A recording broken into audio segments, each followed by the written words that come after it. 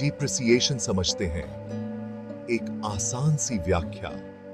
Depreciation का मतलब है किसी चीज की वैल्यू का समय के साथ कम होना।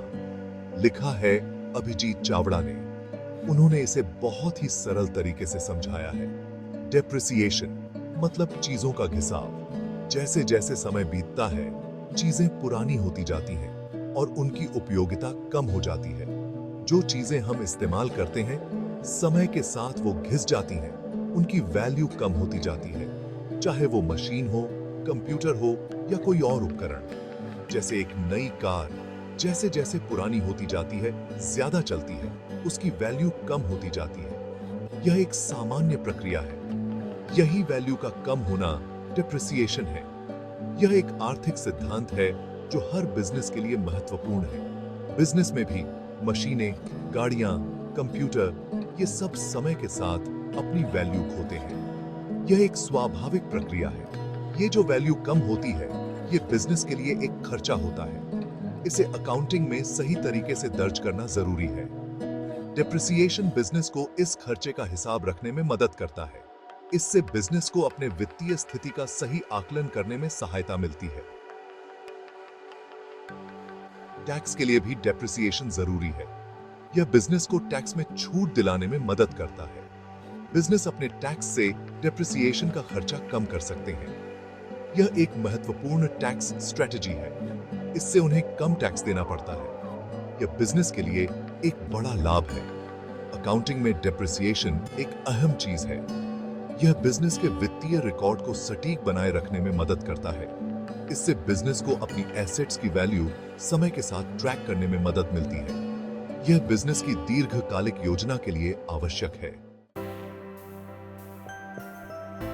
बिजनेस के लिए डिप्रिसिएशन क्यों जरूरी है? डिप्रिसिएशन बिजनेस की कई तरह से मदद करता है। यह एक महत्वपूर्ण वित्तीय अवधारणा है जो बिजनेस की संपत्तियों के मूल्य में समय के साथ होने वाली कमी को दर्शाता है। पहला, इससे बिजनेस की असली माली हालत का पता चलता है। यह बिजनेस को यह समझने में मदद करता है कि उनकी संपत्तियों का वास्तविक मूल्य क्या है।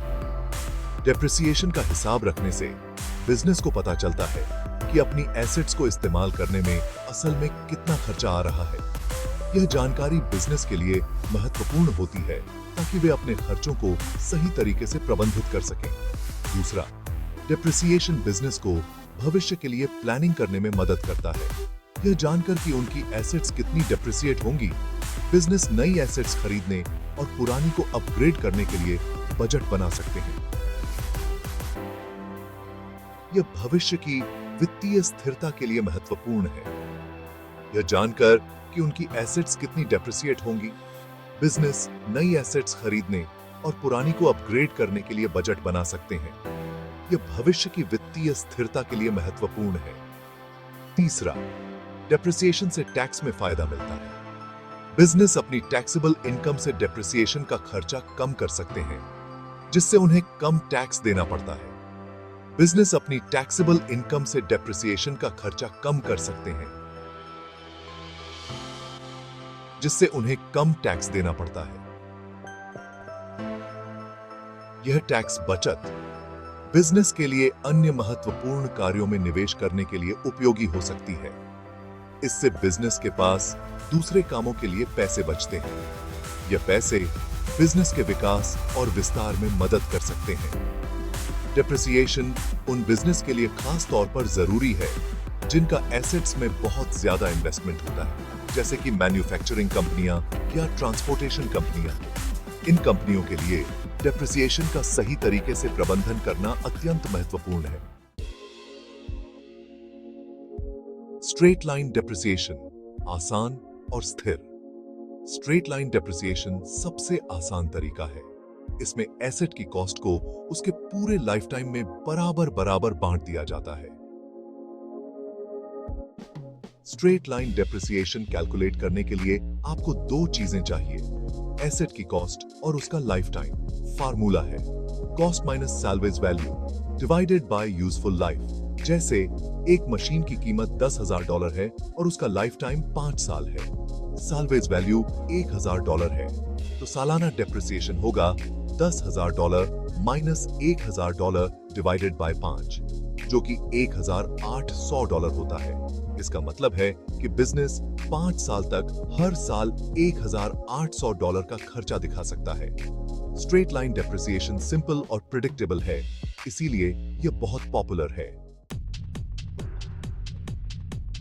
डिक्लाइनिंग बैलेंस डेप्रिसिएशन, शुरुआत में ज्यादा डिडक्शन। डिक्लाइनिंग बैलेंस डेप्रिसिएशन एक एक्सेलरेटेड मेथड है।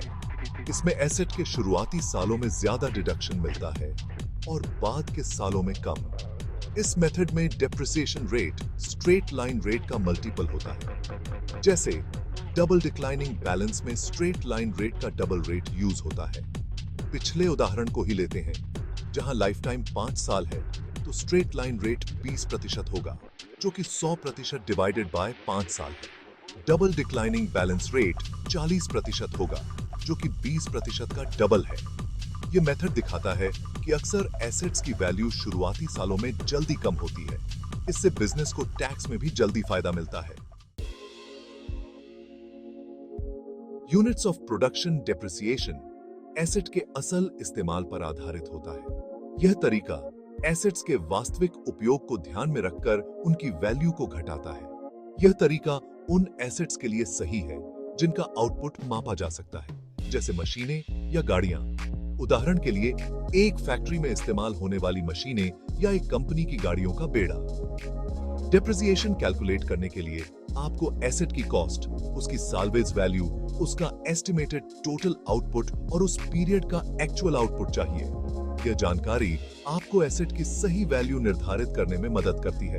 फार्मूला है cost minus salvage value divided by estimated total output, फिर उसे एक्चुअल आउटपुट से मल्टीप्लाई करें। यह फार्मूला एसेट की वैल्यू को उसके वास्तविक उपयोग के आधार पर घटाता है। उदाहरण के लिए एक प्रिंटिंग मशीन की कीमत $50,000 है, उसकी साल्वेज वैल्यू $5,000 है और estimated total output 10 lakh page है। यह जानकारी हमें मशीन की सही वैल्यू निर्धारित करने में मदद करती है। अगर मशीन 1 साल में 1 लाख पेज प्रिंट करती है तो डिप्रिसिएशन एक्सपेंस होगा $50,000 माइनस $5,000 डिवाइडेड बाय 10 लाख, फिर उसे 1 लाख से मल्टीप्लाई करें, जो कि $4,500 होता है। यह तरीका एसेट की वैल्यू को उसके वास्तविक उपयोग के आधार पर घटाता है। यह तरीका एसेट के इस्तेमाल के आधार पर उसके घिसाव को सही तरह से दर्शाता है। यह सुनिश्चित करता है कि एसेट की वैल्यू उसके वास्तविक उपयोग के अनुसार घटे, जिससे कंपनी की वित्तीय स्थिति का सही आकलन हो सके। डेप्रिसिएशन का टैक्स में क्या रोल है? टैक्सेशन में डेप्रिसिएशन का बहुत अहम रोल है। इंडिया समेत कई देशों में बिजनेस अपनी टैक्सेबल इनकम से डेप्रिसिएशन का खर्चा कम कर सकते हैं। इससे उनकी टैक्स लायबिलिटी कम हो जाती है। डेप्रिसिएशन के नियम और रेट हर देश और एसेट के हिसाब से अलग-अलग होते हैं। इंडिया में इनकम टैक्स डिपार्टमेंट अलग-अलग तरह के एसेट्स के लिए डेप्रिसिएशन रेट की गाइडलाइंस देता है। बिजनेस को अपना डेप्रिसिएशन कैलकुलेट करते समय इन गाइडलाइंस को फॉलो करना होता है। डेप्रिसिएशन का टैक्स पर क्या असर पड़ता है, यह समझना बिजनेस के लिए बहुत जरूरी है, ताकि वो अपनी टैक्स प्लानिंग अच्छे से कर सकें। डेप्रिसिएशन और इंडियन बिजनेस। इंडियन बिजनेस के कॉन्टेक्स्ट में डेप्रिसिएशन बहुत महत्वपूर्ण है। इंडिया की तेजी से बढ़ती अर्थव्यवस्था के कारण इंफ्रास्ट्रक्चर और पूंजीगत संपत्तियों में काफी निवेश हुआ है। मैन्युफैक्चरिंग से लेकर इंफॉर्मेशन टेक्नोलॉजी तक हर सेक्टर के बिजनेस एसेट्स में जमकर निवेश कर रहे हैं। डेप्रिसिएशन इन बिजनेस को इन एसेट्स के घिसाव का हिसाब रखने में मदद करता है। भारत सरकार ने डेप्रिसिएशन से जुड़ी कई नीतियां और टैक्स प्रोत्साहन शुरू किए हैं। इनका मकसद निवेश को प्रोत्साहित करना और आर्थिक विकास को बढ़ावा देना है। इंडिया में बिजनेस को नवीनतम नियमों से अपडेट रहना चाहिए और डेप्रिसिएशन का फायदा उठाना चाहिए। इंडिया में डेप्रिसिएशन के कुछ रियल लाइफ उदाहरण देखते हैं। टाटा मोटर्स जैसी कार निर्माता कंपनी अपने मैन्युफैक्चरिंग उपकरण, टेस्टिंग के लिए इस्तेमाल होने वाले वाहन और ऑफिस के फर्नीचर का डेप्रिसिएशन दिखाती है। हर तरह की एसेट के लिए वो अलग-अलग डेप्रिसिएशन मेथड का इस्तेमाल करते होंगे। इन्फोसिस जैसी आईटी कंपनी अपने कंप्यूटर सिस्टम, सर्वर और सॉफ्टवेयर लाइसेंस का डेप्रिसिएशन दिखाती है। टेक्नोलॉजी में तेजी से बदलाव के कारण अक्सर आईटी एसेट्स का जीवन काल छोटा हो जाता है। सड़क और पुल बनाने वाली कंस्ट्रक्शन कंपनी अपनी भारी मशीनरी जैसे खुदाई करने वाले यंत्र और क्रेन का डेप्रिसिएशन दिखाती है। डेप्रिसिएशन एक्सपेंस इन एसेट्स के भारी इस्तेमाल और कठोर परिस्थितियों को दर्शाता है। ये उदाहरण बताते हैं कि इंडिया में विभिन्न उद्योगों में डेप्रिसिएशन एक प्रैक्टिकल कॉन्सेप्ट कैसे है। डेप्रिसिएशन अकाउंटिंग का एक फंडामेंटल कॉन्सेप्ट है जो समय के साथ एसेट्स के मूल्य में आने वाली गिरावट को दर्शाता है। बिजनेस के लिए फाइनेंशियल रिपोर्टिंग, टैक्स के उद्देश्यों और भविष्य की योजना बनाने के लिए डेप्रिसिएशन एक्सपेंस को सही तरीके से ट्रैक करना जरूरी है।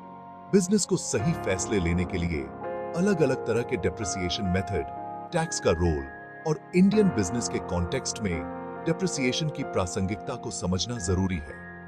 डेप्रिसिएशन का प्रभावी ढंग से प्रबंधन करके बिजनेस अपने फाइनेंशियल परफॉर्मेंस को बेहतर बना सकते हैं और स्थायी विकास प्राप्त कर सकते हैं।